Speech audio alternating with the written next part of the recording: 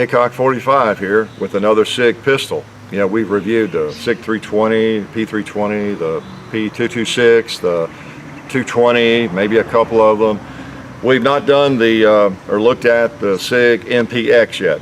So quite an interesting pistol. It's a little larger than the others, but we're going to give it a fair shake, fair look at, and shoot a little bit, talk about it, maybe do a field strip and everything, and let you know what we think about it. All right, well, let's just take a couple shots. Let's close the bolt. A little ambidextrous, if I get, there we go.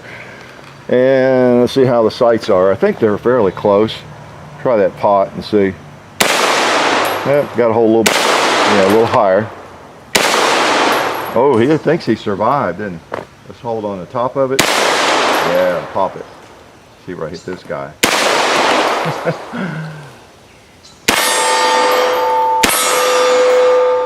You know, it's got a kind of a low bore axis to the sights. That's a little difference there between it and the other Sig. That's not too bad. I don't know if I could hit a, there you go. Not too bad. I might even be able to hit another one. All right. And a cowboy. Now let's hit a gong, see if it's gong worthy. If you can't hit the gong with a handgun, it's worthless.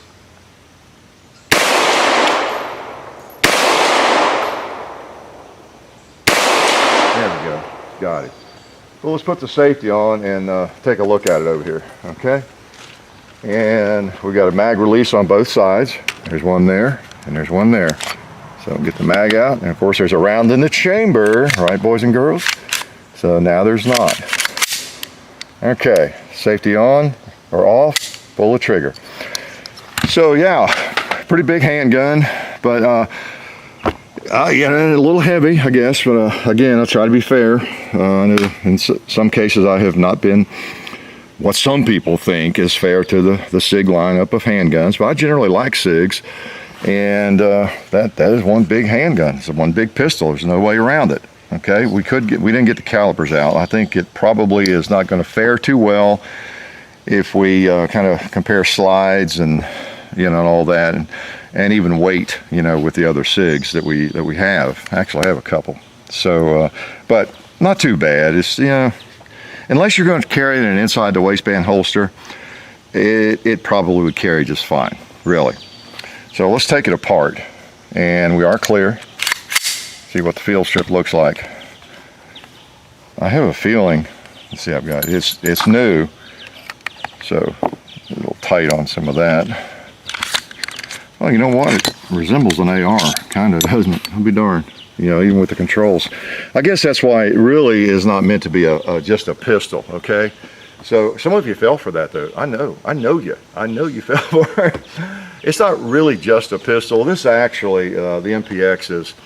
Now this is a pistol, what you're looking at here, isn't it? But it comes in different variations and configurations, longer barrel, stock configurations. For some of those you need, of course, paperwork. It's an NFA item. This is not an NFA item as it is. It's just a pistol, okay? It's a Sig pistol, and I couldn't find a holster that it would fit in. So I'm not quite as dumb as I act, close, but not quite. Yeah, it's supposedly, if you read about it, and many of you have already, you probably are familiar, at least vaguely with it. I'm vaguely familiar with a lot of things. It's supposed to, you know, it's Sig's attempt to compete with, dare I say replace, but, you know, the next generation of like the MP5 types of firearms. And I don't know if anybody can ever replace the MP5. It's just a wonderful submachine gun, isn't it? But that's what this thing is. I think that's the primary purpose of it. A Pyretech, maybe newer manufacturer innovation in a submachine gun. All right. Now most of us won't be able to own it as a submachine gun, right? But that's kind of its claim to fame. And so of course we have the semi-automatic version, and we have the pistol version. So, you know, that's what we have. So at least I can show you how it works and what it looks like, how it goes together, and, you know, the function of it. And you can see it doesn't require a tube or anything back here, so you can have a folding stock on it. And because your springs and your recoil system is all built in right here, so that's why you have the springs that came out of there. So you got all this free on the back, have a totally folding stock and all of that. And again, it is like an AR. There's your safety, okay, and your bolt release, bolt lock, your magazine release, and it is ambidextrous. Both of them are ambidextrous. You got your mag release on both sides and your bolt lock, okay. Bolt release, your safety, both sides, but generally don't like, okay. And I'll take this off while I'm at it. It is new and stiff, so I'll get my gunsmithing tools out here just to make sure I don't booger it up. By the way, this comes by way of NC Silencer, thankfully, out of North Carolina. NCSilencer.com. We appreciate that. We appreciate all of our help and sponsors, Bud's Gun Shop especially. Be sure you check the description for all those links, and you'll see them there, okay? And, yeah, let's see, what was I going to do? Okay, I know what I was going to do. I was going to take that off. How's that? Cool. Now, all that requires to take that apart so you can get to the barrel and replace it if you want to, is taking out the front pin. I mean, when I took it apart the first time, of course, I hadn't read every word in the instruction manual. I'm a guy. I have an excuse.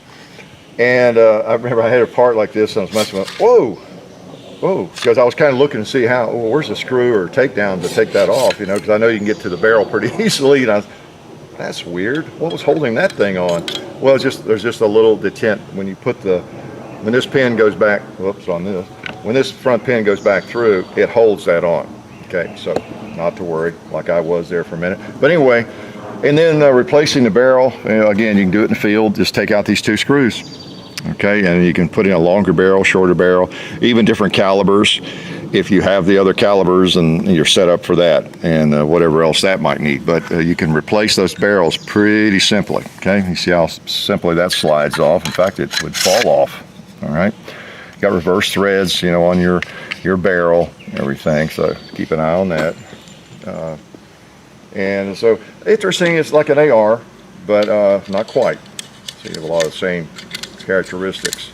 It's one thing I was going to show you, I did in there, I meant to, is it's in a lot of aluminum, you know, high-tech aluminum, but where it locks up in there, my screwdriver pointer here, it's all metal. Okay, so all the stress points there and everything, it's steel. All right, so kind of like a Mossberg receiver. You know, a lot of people have a problem still with alloy receivers on shotguns and things, but your lockups are steel to steel generally. Right? So it goes back together, comes apart a lot like an AR.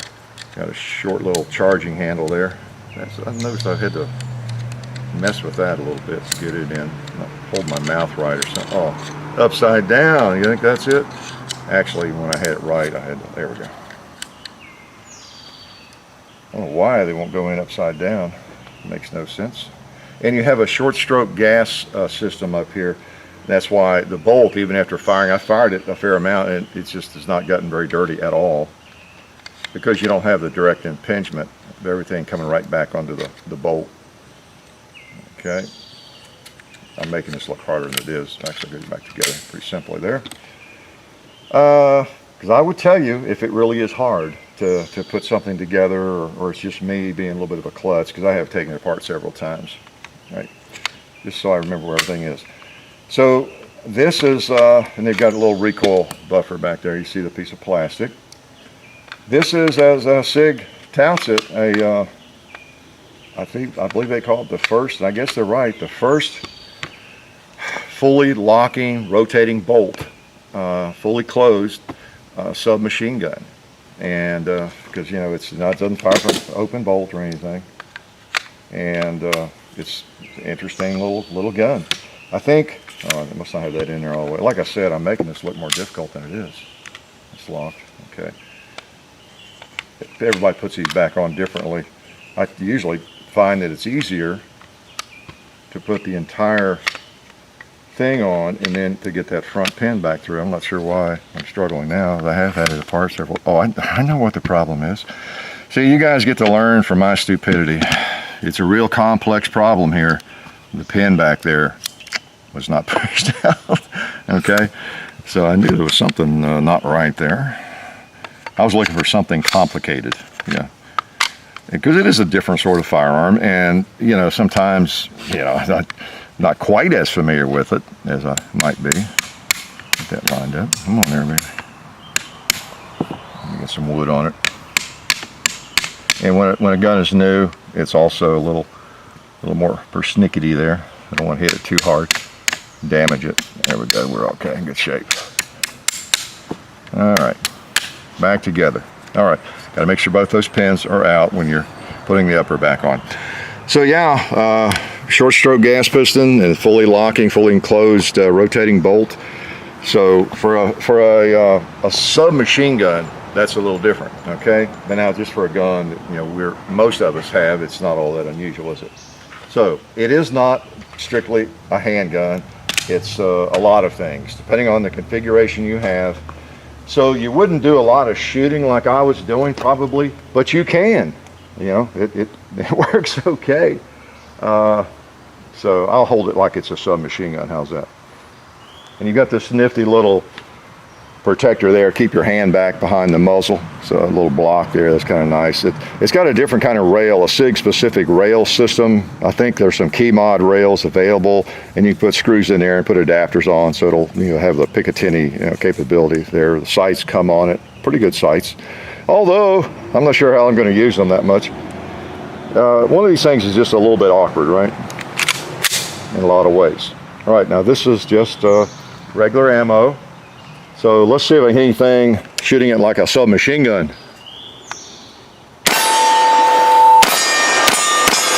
Ah, not bad for me, from the hip. Look there, you hit that 2 liter, that green 2 liter. Wounded him. Let's try the cowboy without aiming now.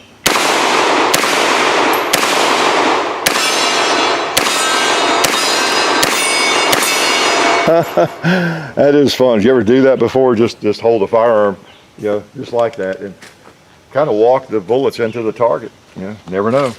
So, interesting firearm. I think it would be a lot more interesting, you know, if you had the Select Fire submachine gun with a cool stock, folding stock. It would be an interesting item to own.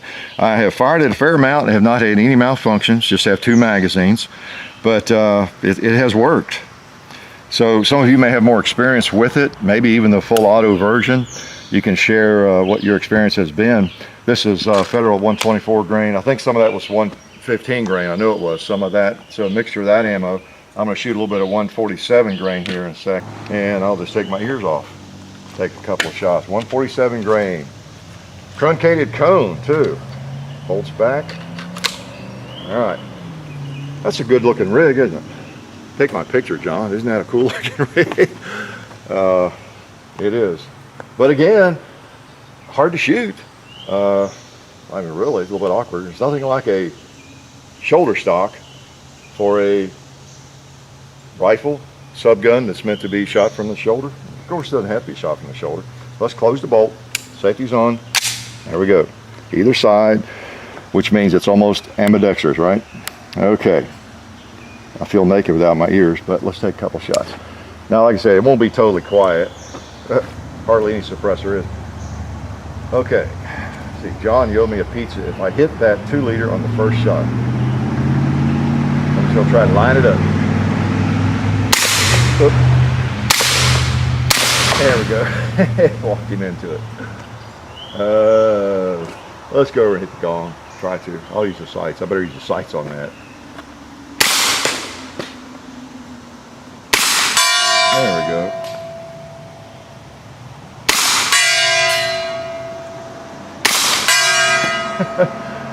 I'll try a turkey.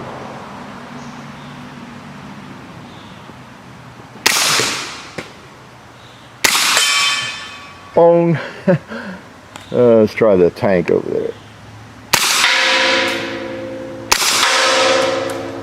Oh. Has a horrible trigger. I mean, it has a lot of grit in it. So I actually jerked the trigger on that, if you can imagine. You know, holding it like that, you shouldn't have too big a problem jerking the trigger. Sure, that's staying tight. Oh, going the wrong way. It was almost tight. I was trying to take it off. You got to remember when you have reverse threads, reverse safety on. You got to remember when you have reverse threads. Okay, so if you have bad memory like me, it's tough. Oh, we have a couple of 12 ounces sticking out of the tree there. Maybe I can hit one of them. The top one.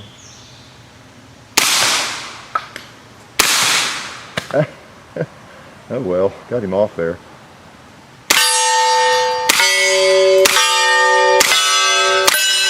Woo! Makes the steel loud, doesn't it? Let's try that pot right there. I'll let him survive since I missed and hit the post. Sorry, couldn't do that, buddy. There we go.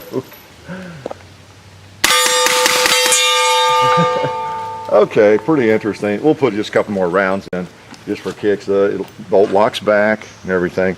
And what else did I not tell you about? Let's see, I can probably make up some more lies. The whole gun's made out of titanium.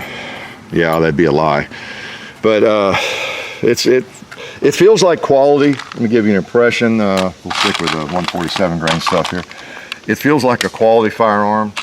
You know, and that's what you normally get from Sig, right? And one thing about these mags I noticed is I don't have a loader for them, I guess. Although Maglula sent a bunch of stuff, there might be something in there that would work. I didn't dig it out and try it. But you can go straight down with them. And take it from me, someone who had an Uzi for 10 years, it's a lot easier to load than an Uzi magazine. And they hold 30 rounds, these do. Just straight down, no problem at all. But like I say, a Sig usually, whether you like them or not, they're generally well made. And a lot of them I do like. We've done several of them. You haven't seen it yet, but we've done some more of the 320 variations. Nice pistol. A little smaller than this pistol. But this is a pistol, by the way, if you're a new shooter. And I was joking around at the beginning of the video, talking about, you know, the pistol and acting like it was another 320 or something on steroids. But it is a pistol. Okay, so keep that in mind, folks. If you're new to firearms, it is a pistol, and I can't just put any stock on here I want to. You know, even though you got the rails there for it, and put it on my shoulder and shoot the thing, not without the proper paperwork. So, you know, gun laws are strange. They seem inconsistent to a lot of us at times. And of course, we're working on changing a lot of those, aren't we? It's slow progress. There are a lot of strange things out there. For example, having a shorter barrel on a firearm, needing special paperwork for that on a rifle or shotgun, it doesn't make a lot of sense, really, does it? When you look at it around, well, if that's more dangerous than a shotgun with a 16-inch barrel or 18-inch barrel, then what about this firearm and that firearm and that? You know, the consistency is what we kind of lack in a lot of that. Well, I already got 30 rounds in there. Okay, I guess I do. Does that mean I have to shoot them all? I don't really like to shoot that much, but sometimes I have to do it. Okay. Don't need my ears back on. We're still okay on that. We'll just throw some out there, okay? That's what I do best. Sounds solid. Feels solid. Let's see what we can hit.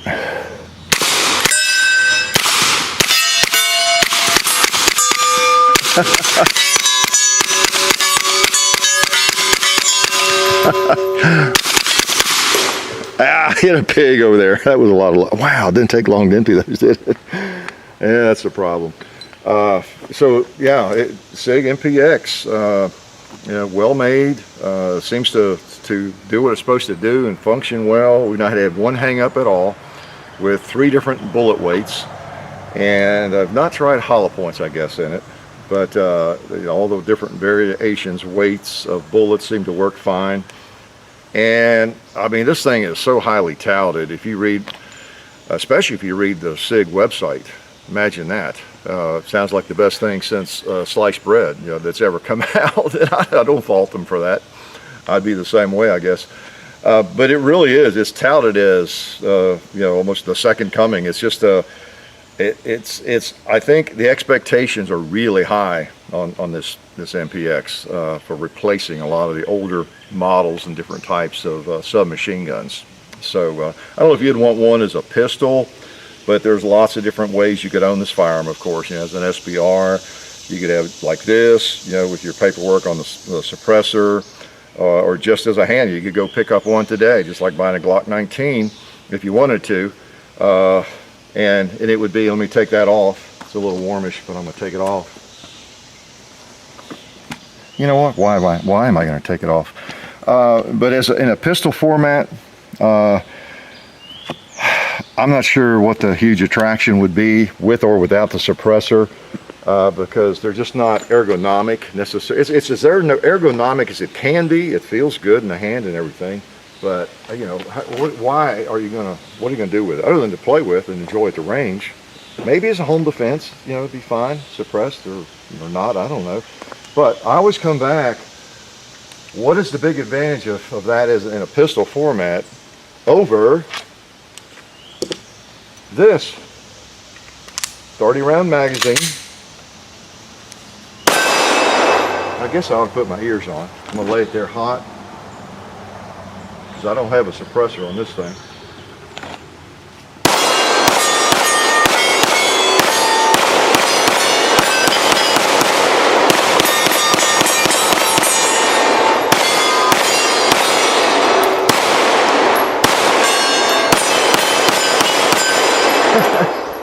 I just wanted to do that. You know, I was looking for an excuse to drag out the Glock 19 with a 30-round magazine.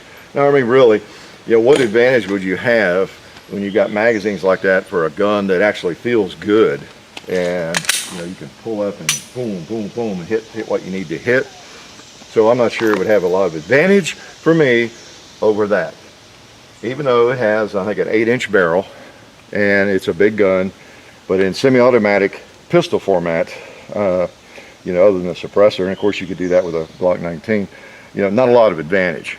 Okay, so I just point that out for some folks, maybe again new shooters, maybe young shooters, that think, wow, look at that thing, that is the most wicked firearm I have ever seen. I could take on the solar system with this thing with a 30-round magazine. Maybe, but if you gave me a choice, in this configuration, give me the Glock 19, a couple 30-round mags, I'm fine. Okay. But anyway, interesting gun. It seems like quality, and that's pretty much what you get. Lots of different configurations of it, and this might not be your first choice. You might want a subgun, an NFA short-barreled rifle, you know, version of it, or whatever else you could legally own, you know, in the MPX. Pretty neat. I'm glad NC Silencer was able to let us try it out, and now I know what this thing's about. Cool gun. Life is good. Hi, I'm Zeke with the Sonoran Desert Institute, and here at SDI we're extremely proud to be sponsors of the Hickok 45 channel. You may be asking yourself, well, what is SDI? SDI is an affordable, fully accredited distance learning education program. We have an emphasis in gunsmithing and firearms technology. If you decide to become a gunsmith, you'll need to learn proper gunsmithing techniques, and while some people will use an apprenticeship program to gain these techniques, a formal education will ensure an organized, more comprehensive learning environment. But when you choose a gunsmithing school, it's still kind of difficult, so it's very important that you choose a gunsmithing school that meet the following criteria. First, look for a nationally or regionally accredited program. And whether distance learning online or through a brick and mortar ground program, a gunsmithing program should always have a hands-on element. And finally, make sure you look for a school with high student satisfaction. Find reviews online, check out its Facebook or other social media, or get on the same social media sites, find some alumni, and ask to speak with them about their experience. And while we're not at SDI today, I do have some of the firearms I've learned to work on and build myself through the SDI program. So let's go take a look at them. Okay, maybe not. We'll just get seriously. Can I not get a chair that fits me? I'm a big guy, dude. So I guess back to what we were originally talking about. Above all else, find the school that's right for you. It's not always going to be the distance education programs or the brick and mortar ground schools that are for everybody. Just make sure you do your research on multiple options before you make that decision. But if you want more information on our gunsmithing school, just go to www.sdi.edu or call us at 1-800-336-8939.